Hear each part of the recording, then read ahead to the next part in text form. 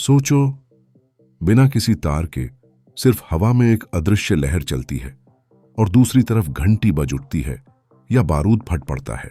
आज से 130 साल पहले यह करिश्मा भारत के एक वैज्ञानिक ने कर दिखाया था, जगदीश चंद्र बोस ने। 1878 में बंगाल में जन्मे बोस बचपन से ही प्रकृति के रहस्यों को समझने में खोए रहते थे। उन्हें सबसे ज्यादा सवाल यही सताता था कि क्या दुनिया की हर चीज के पीछे कोई एक अदृश्य नियम है। 1895 में बोस ने ऐसा प्रयोग किया जिसने पूरी दुनिया को हिला दिया।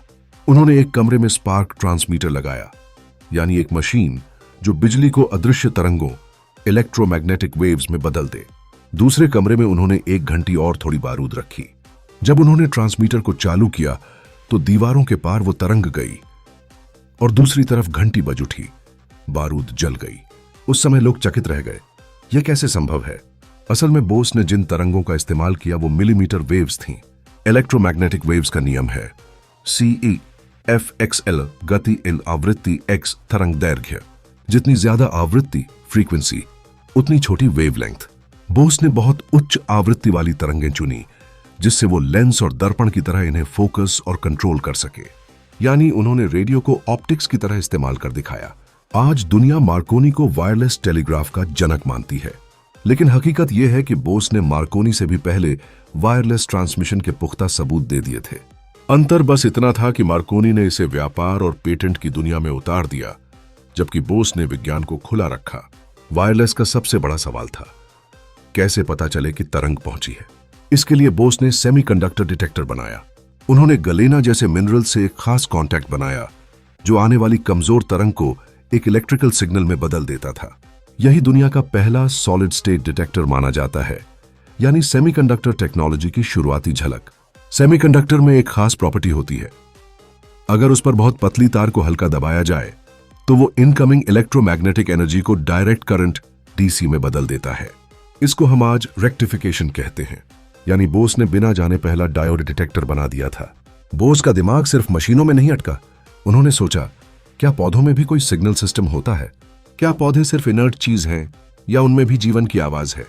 उन्होंने क्रिस्कोग्राफ नाम की मशीन बनाई।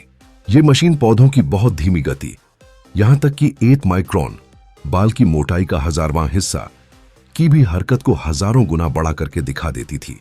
बोस ने मिमोसा और टेलीग्राफ प्लांट पर प्रयोग किया।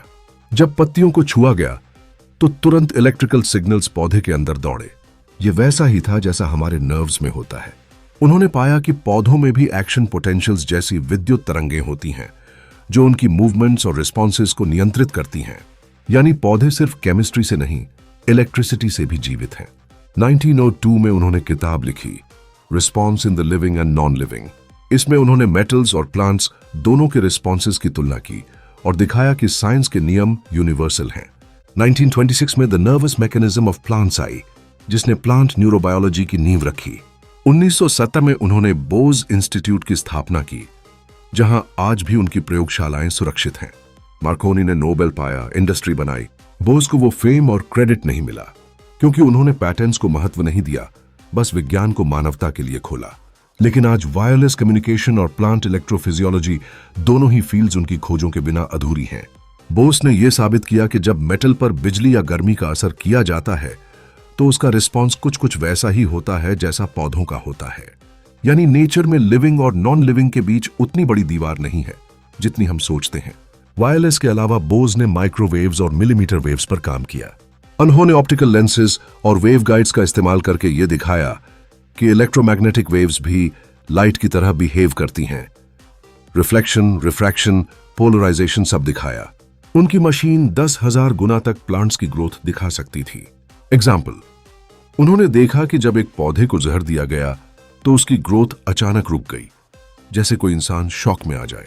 आज के समय में plant neurobiology, environmental stress studies और बायोफिजिक्स, ये सब फील्ड्स बोस के काम से इंस्पायर्ड हैं।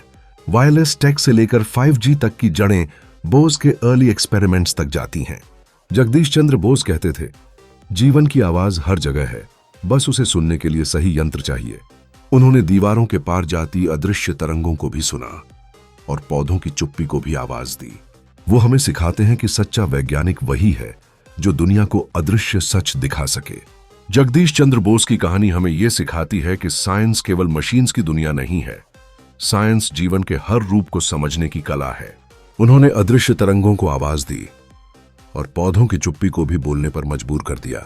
आज जब भी आप फोन पर बिना तार के किसी से बात करते हैं या किसी पेड़ के नीचे बैठकर सुकून महसूस करते हैं, याद रखिए उस पल के पीछे कहीं ना कहीं बोस की सोच और उनका विज्ञान जिंदा है। क्योंकि असली वैज्ञानिक वही है जो आपको यह एहसास दिला दे कि हमारी दुनिया सिर्फ वही नहीं जो आंखों से दिखती है, बल्कि वो भी है जो अनदेखा, अनसुना लेकिन सच में मौजूद है।